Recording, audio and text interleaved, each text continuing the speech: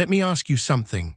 What happens when the most famous woman on earth falls in love with a man who just wanted her to be normal, not a woman desired by millions or watched everywhere she goes, just his wife? Because that one wish is what quietly destroyed one of Hollywood's most heartbreaking relationships. This is not a love story about cheating or betrayal. It's worse. You're watching the shocking fate of two people whose powerful love was destroyed by the crazy fame of one woman, a woman whose beauty captivated the world. Her name, Marilyn Monroe. At first glance, Marilyn Monroe and Joe DiMaggio made no sense. She was Hollywood's fantasy, blonde, ravishing, fragile, and endlessly watched by fans. He was a legend too, but in a completely different way. Joe DiMaggio wasn't loud, he wasn't flashy, he didn't chase attention, he avoided it. He believed in order, privacy, control. And when he met Marilyn, he didn't see the icon. He saw a woman who looked exhausted, someone who laughed too hard in public and went very quiet when the cameras left. That's what pulled him in. As for Marilyn, Joe felt like something she had never really had before.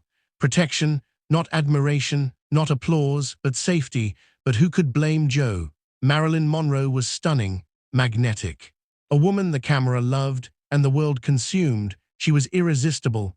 Their relationship moved fast, too fast. Joe fell for her hard and seriously. Marilyn, craving stability, leaned into it. And within months, America watched the impossible happen. Marilyn Monroe married Joe DiMaggio. The most desired woman in the world married the most private man in America. It looked like a fairy tale. It wasn't. Too late, Joe discovered the truth about the woman he married. He wasn't competing against another man, he was competing against the entire world. Everywhere they went, people stared, cameras followed, crowds reached out for her, and Joe didn't just feel jealous, he felt powerless. The world didn't see Marilyn the way he did. She was his wife, but she belonged to everyone. When he looked at her, he saw a woman he loved. But when the public looked at her, they saw her body, her smile, her hypnotic beauty. She was their fantasy. Joe believed he could pull her out of the chaos, and for a brief moment, it almost worked. She cooked at home. She tried being ordinary. She wanted to disappear into the idea of being someone's wife. But here's the problem no one warned them about. Marilyn Monroe couldn't turn off being Marilyn Monroe. The world wouldn't allow it.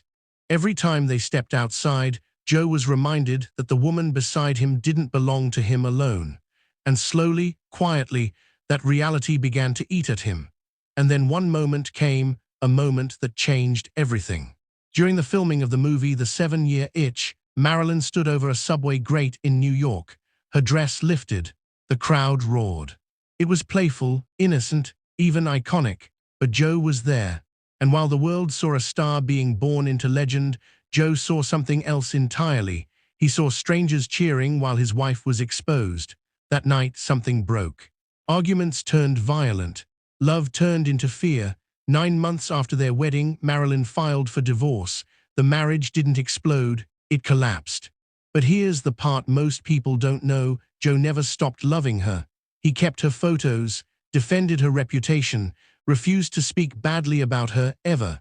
When Marilyn spiraled, Joe tried to help. He checked her into clinics, protected her from exploitative contracts. Even after she remarried, Joe was still there, watching, waiting, hoping. But sadly, his waiting was in vain.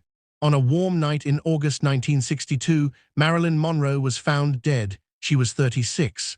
Hollywood panicked, but Joe DiMaggio took control. He blocked celebrities from the funeral. He barred studio executives. He ensured her burial was private. And then he made a promise, 3 times a week. Every week, he sent fresh roses to her grave for 20 years. He never remarried. When asked about Marilyn, he would only say one thing: she was my wife. So here's the real question I want to ask you. Was their romance doomed from the start, or was it true love that Hollywood destroyed?